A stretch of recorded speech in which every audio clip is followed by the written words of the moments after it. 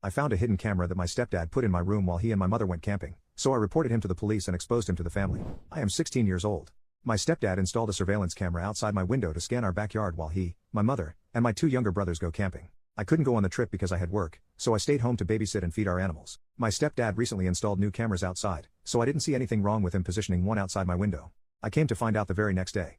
I had my boyfriend stay over, and he found that the surveillance camera running from outside my window and into my room was being powered by one of those spy camera power blocks. For context, my relationship with my stepdad hasn't always been the best, and we tend to butt heads a lot.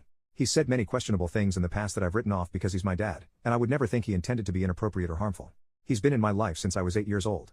Of course, I'm second-guessing everything now that I've found this camera. It was positioned to point directly at my bedroom door from the far wall, so it has a direct view of my entire room, which I change in.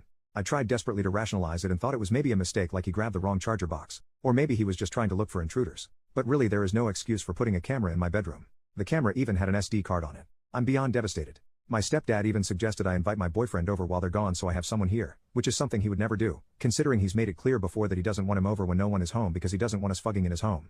My boyfriend and I will review the SD card to see if anything is on it. I'm at a complete loss at bringing this up to my mom.